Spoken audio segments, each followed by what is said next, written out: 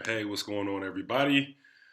Check, check, check, check, check, check, check, check, check. All right, we're checked. Sounds good. So this is the tutorial. I believe we're in week 6 for this tutorial.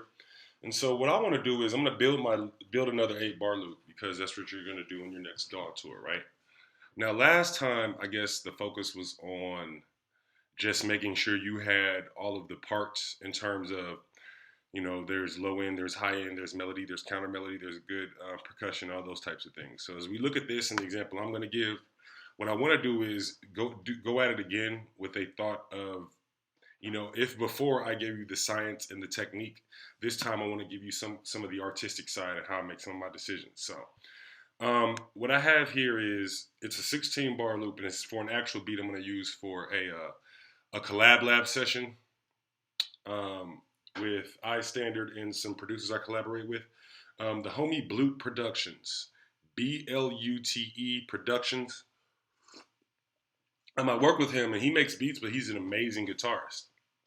And so a lot of times he sends me guitar loops that I work with. Now, last time I think I started the melody by composition, and so this time I don't feel as bad doing the loop situation. I just don't want us to become over reliant on loops. So what I did was I started with this loop that he gave me, this guitar loop. I play it.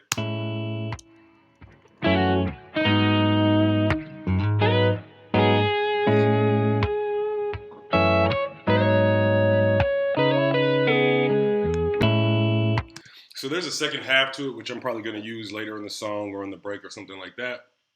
But remember, the purpose of this is just to kind of get that loop built up, right? So I wanted to, based on how that sounded, I wanted to use some percussion that kind of, was a little more organic sounding. So I have this hi-hat loop. Well, it's not even a loop. It's like literally like a 1-bar section. I think it came like half this size. I stretched it out, time stretched it. And so here's what it sounds like by itself.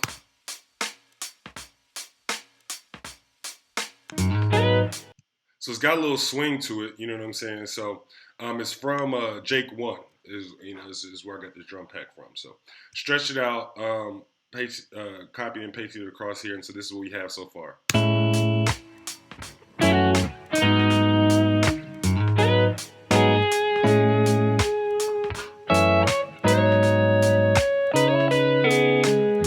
So from here, I'm just going to build on that. So as I listen to it, I'm thinking about I want to.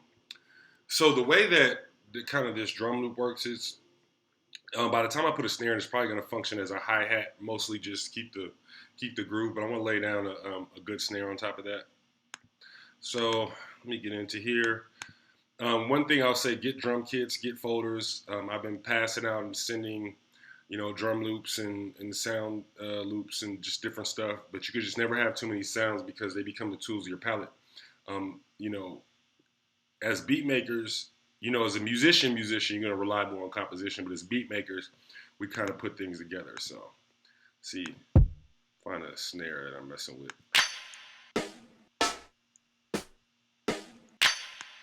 See,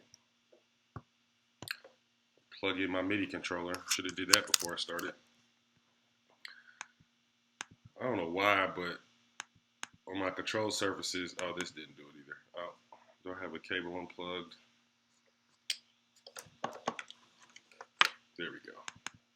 I don't know why I have to do that. So I like how that sounds. So let's see.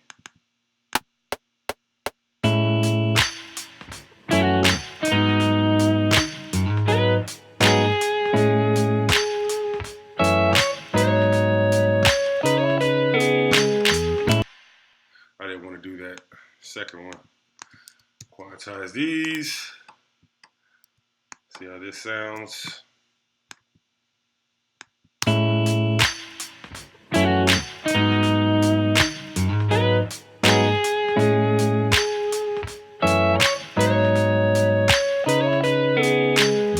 right, that works. Now, as I'm listening to it, I really want to add a bass line. But what I want to do before I do that is take some of the low end out of the actual loop. So I have this Spectrum EQ that's built in a Reason, which emulates the SSL mixer. But I also have Pro Q.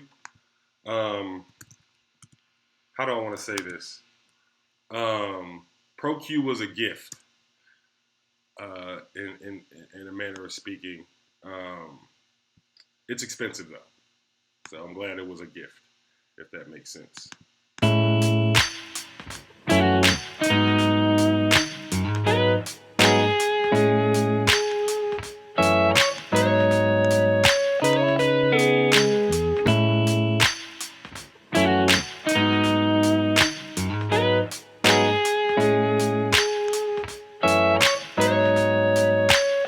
So all I did there was I took out some of the low end because what I'm going to do is I'm about to add a bass line. So I want to make some space. And so the low end of that guitar won't dominate and I can do that bass line. But also I put an accentuation. So when I lowered it so that I could make room for the bass line, that was what we call subtractive EQ.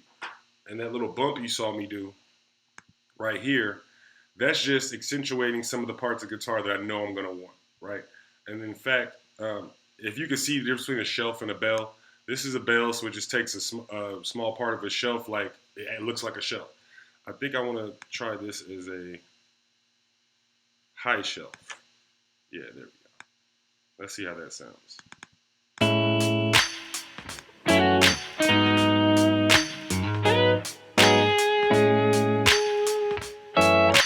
right, let me work on this bass line. I might have to tweak it a little bit just because I don't know if it'll go as low as I want, but here we go. I want something that sounds kind of more live-ish.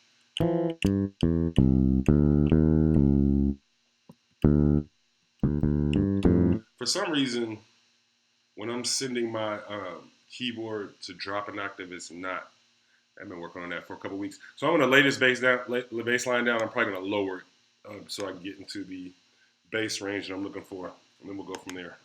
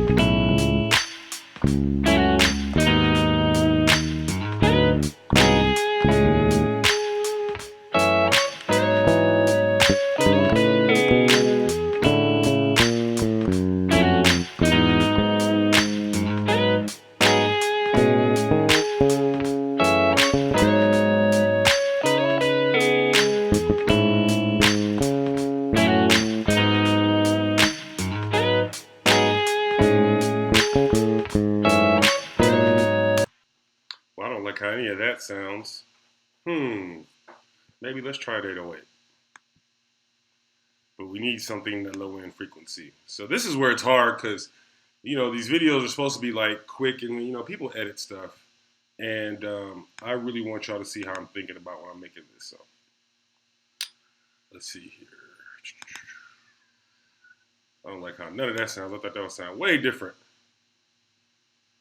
I'm also on headphones, which I don't love, but it was the most efficient way to record this without having to do an extra recording for my voice. So let's try this.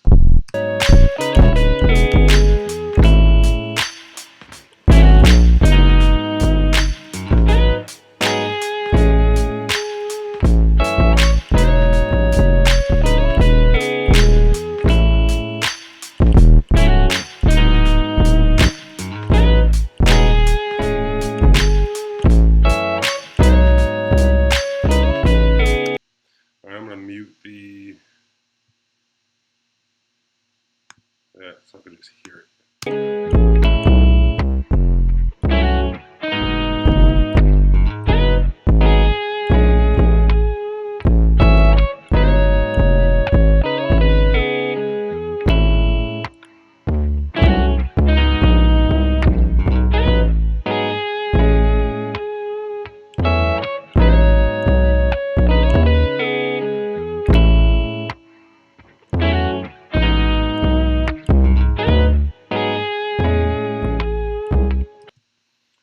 All right, I'm gonna try something different I haven't done in a while. I'm gonna try drawing these in. I'm gonna start with the bass. Let's see if that works for me.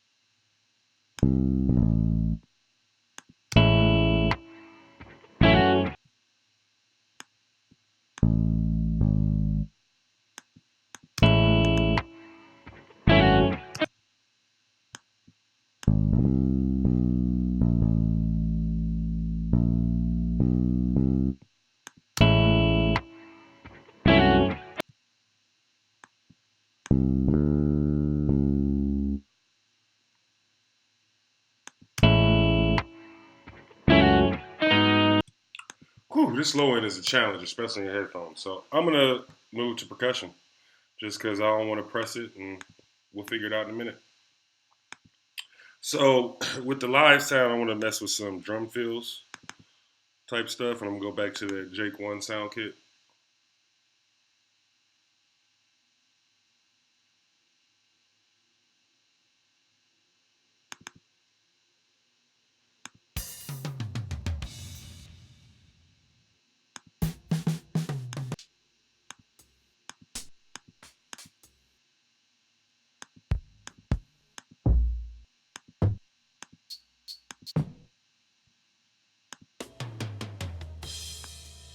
Let's try this one.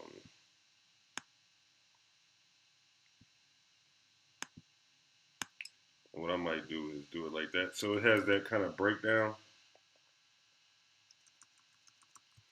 And so that hi-hat would be on the other side. So let's try it like this.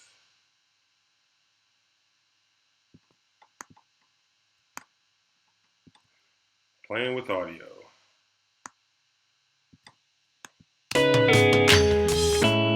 Aha. So I want to do it like this with no bar snap. I want that kind of that open hat to hit at the one. Let's see. All right, so let's chop that in half. I'm gonna work with this. Slide that over here.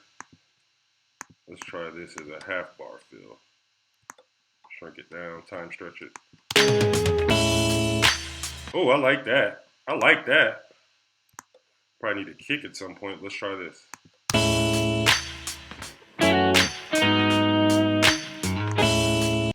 That might not be to be so long. Let's try this.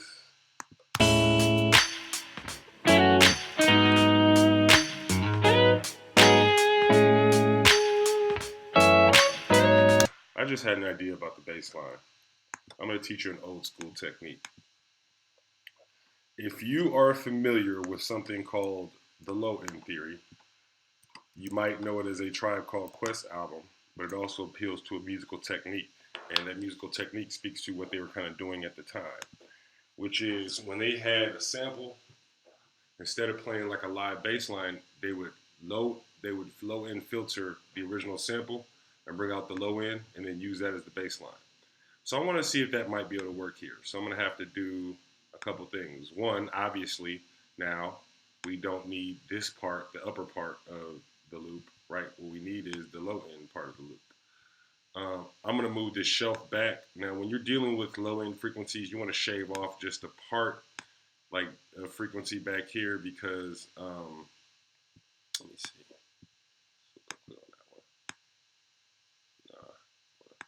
The cue kind of like sharpens how it hits, but what ultimately I'm trying to achieve is to kind of shave off the muddiness. So hopefully that works. And now let me see. This should be, yeah, because we're trying to isolate the low end. Let's see how that sounds. So there's too much high end, so we definitely need to take this down up front here. And then let's see how that does. As a matter of fact, let's try it like this too. We'll play them simultaneously. And this is what I was going for. Now, definitely you want to take out more.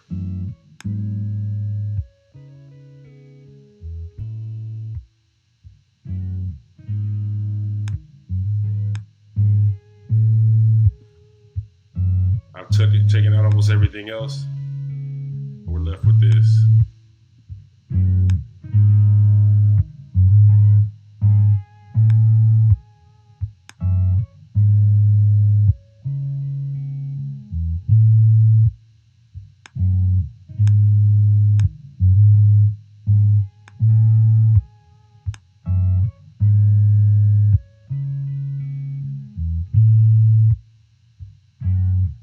So at the end of the day, we're getting mostly what we want and taking out what we don't want. We want this bass. Let's see how that sounds.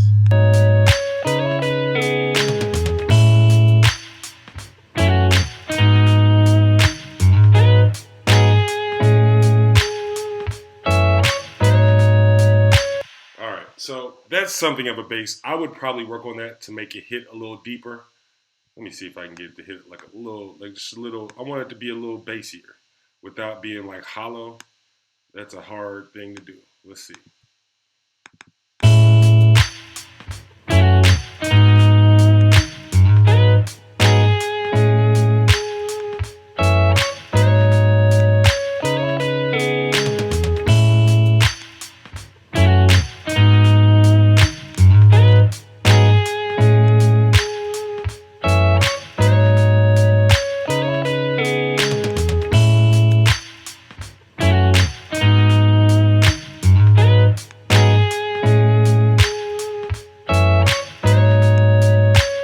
All right, let's throw a kick up in here.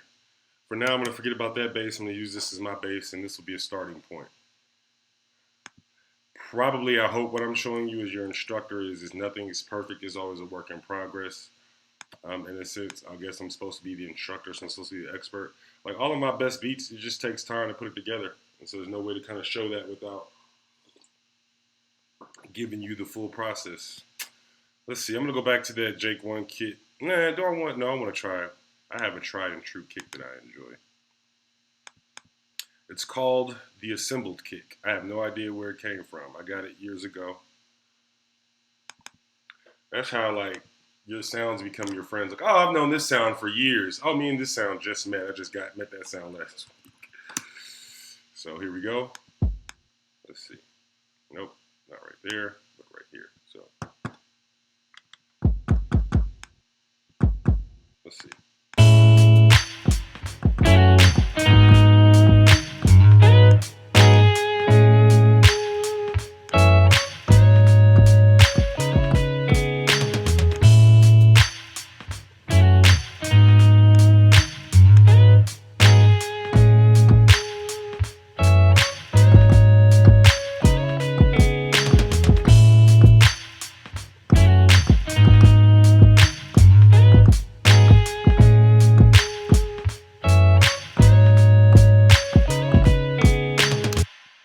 I don't like that kick.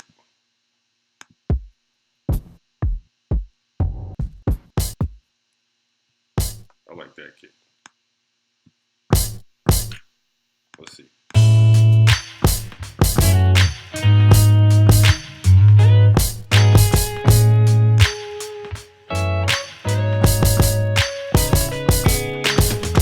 I don't like that kick. I don't like that kick.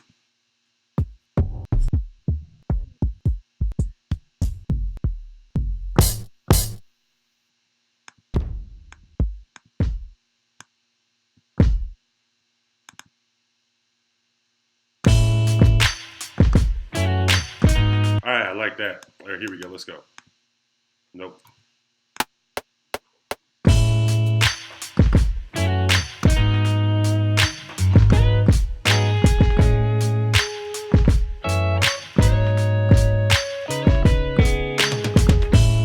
All right, I'm gonna take off those last screws because we got that little drum roll in there.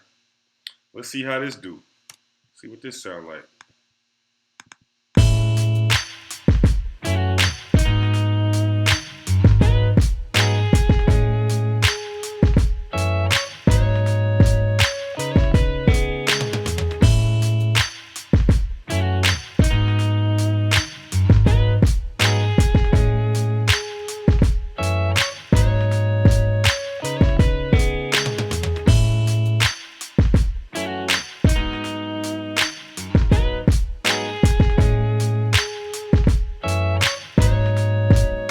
So here's the deal with that kind of filter bass line. It's low, but it ain't low enough. And so what's starting to happen is feeling like there's no low end in the track. So it's like, what do I need to do to make this, to get this where I need to be? All right, here's the next thing I'm gonna do. I'm gonna add some open hats because what I'm starting to, as I'm,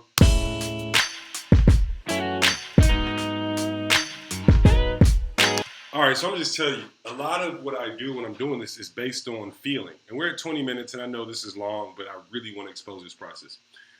A lot of what I do is based on feeling. And so, like, I picked that loop because it made me feel a certain way, right? And so, as I played back the whole loop, the feeling that I'm getting is, hey, we're there, but something's missing. And what it is that good low end that makes it feel like the track is complete, right? And remember, we're essentially building the hook. So I want to add in another part that's going to make the track feel complete before I attack the low end again, because obviously it's a challenge, especially based on the complexity of what he played. So first I'm going to do these open hats. Open hats in your hook, and you'll see this on the MG, the formula beat. That's really what makes it feel like, oh, this is different. This is like a bigger part. Usually the hi-hats are a little faster. And so I'm probably going to do another little faster little hi-hat thing, but also you got your open hat. So let's see here. Perfect. Let's see.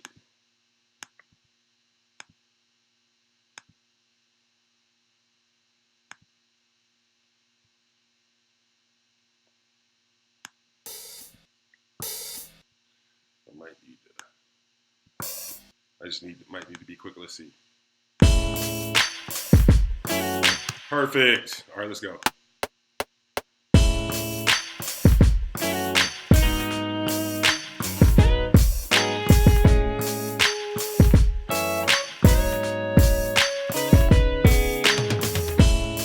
Yeah. And so, like, listen, when you're making a trap beat, you just use a different open hat. It's the same concept in a beat like this. So it makes it feel more complete. Let's hear it.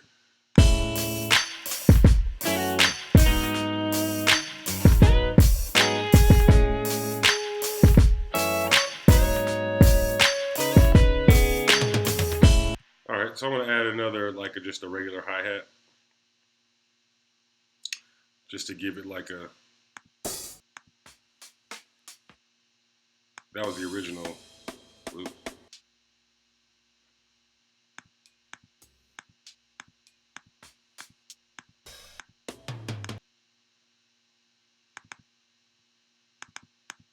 I, I really think you should go check out Jake One too. He's an amazing producer. He produced for Nipsey Hussle, Rick Ross, Wale, Drake. He did first. I think he did Furthest Thing for Drake. So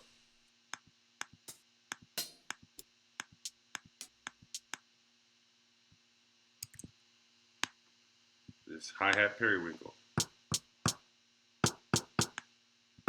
should probably be louder a little bit at least.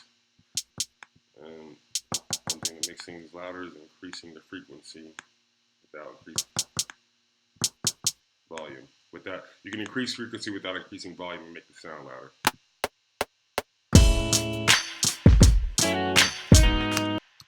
I did not want to do it. Well, let's dub that track. Let's try it like this.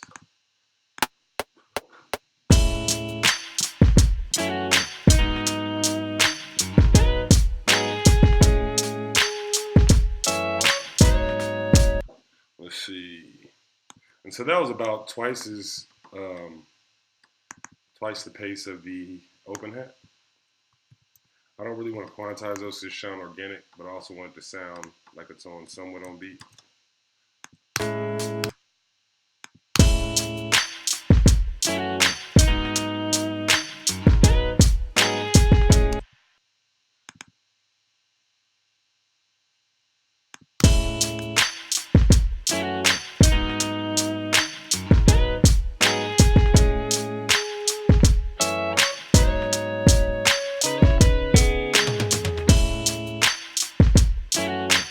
And I want to try another feel at the halftime.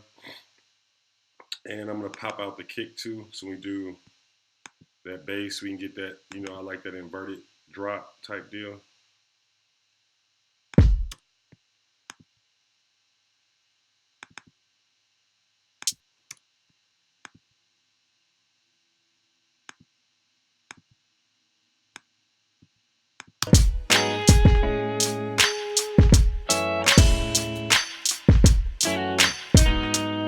All right, let me find another feel here.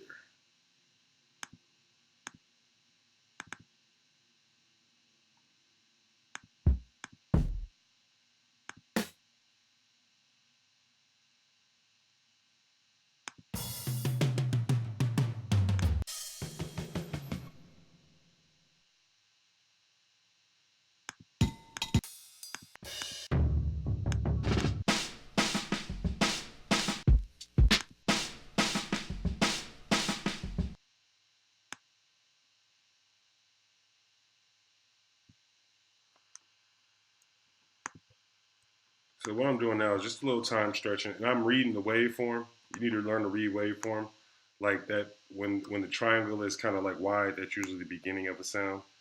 And I think I know which part of this I want, so that's why I'm trying to line it up and see if it comes out that way. I'm probably gonna move it on another track too.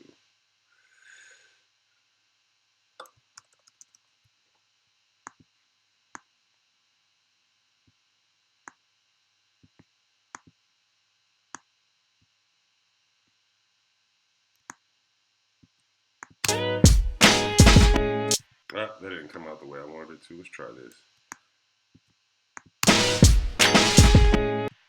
Nah, oh well. Try something else.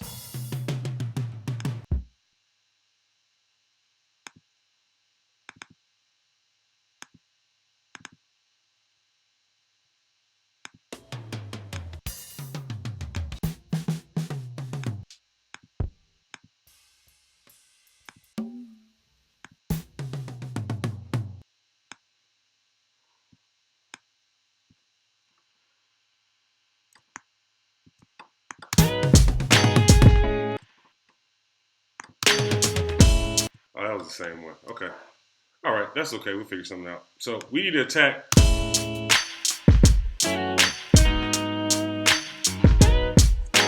So two things. I do need to attack that bass line so it feels complete, but I also want to get like a more snarey snare on here.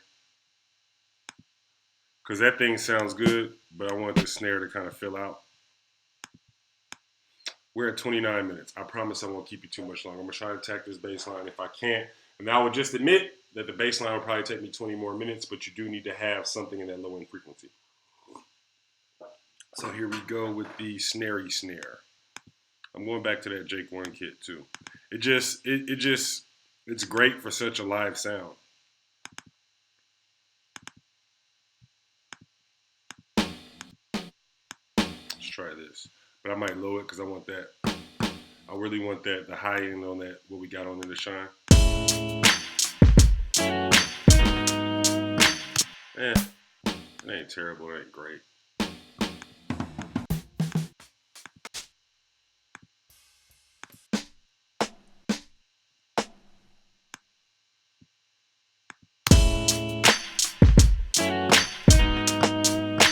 Actually, that might work for right now.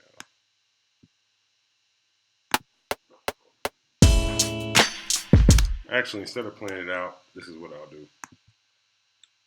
We already have the one here. So the MIDI information will carry over. I just have to make sure it's triggering the right part. And it was already on the one, or it was already on the first slot. So I'm just going to copy and paste, and here we go.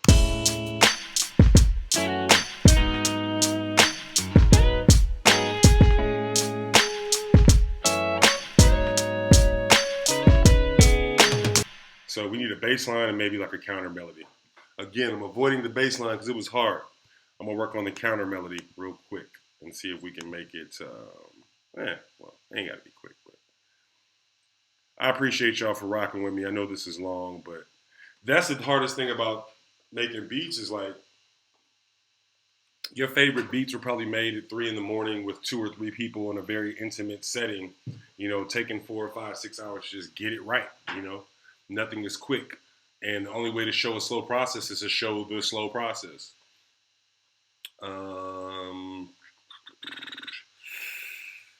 Let's see here. Let's rock with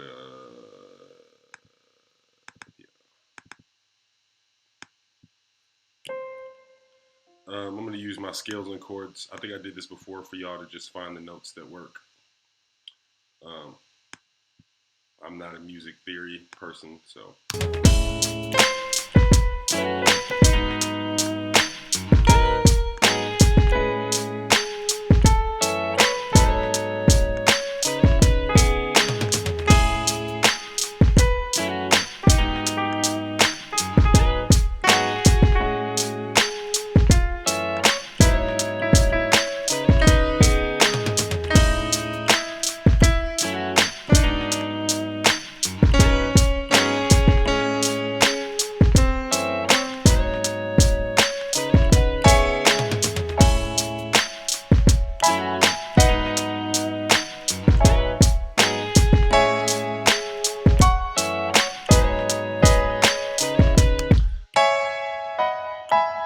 They say only use chords on the hook. I like these.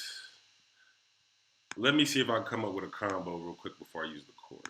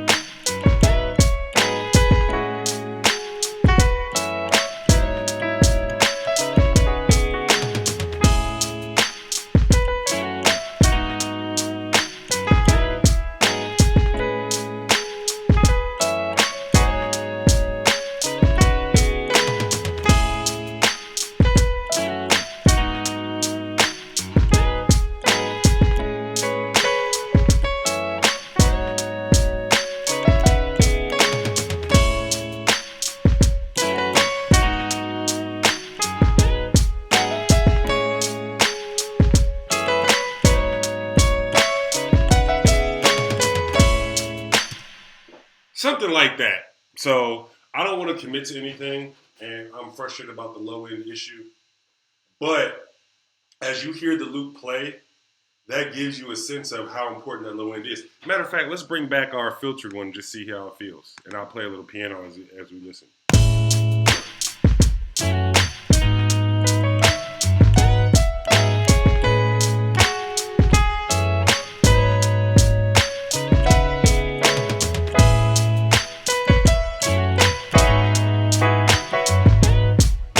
And see, even that little bit of low end was good. I like my low end booming because I make urban music, so I like my low end booming. I still think that could be an urban song. Anyway, that is me building up the loop. That's a look into my artistic process without well, I guess if we count this as the bass line, right? So we got 1, 2, 3, 4, 5, 6, 7, 8, 9 tracks. This is our one of our hi-hats kind of shuffle groove thing, which also has a snare in it, but this kind of sets the pace, right? I wonder what this would sound like if we took it out real quick.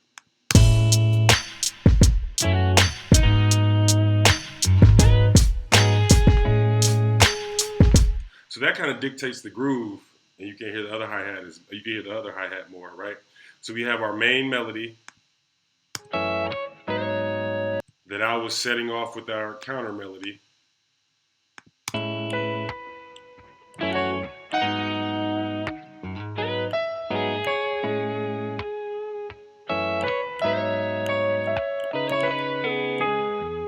I didn't commit to anything, but that's kind of the idea, right? Then we got this clap snare, and then we layered it with this one,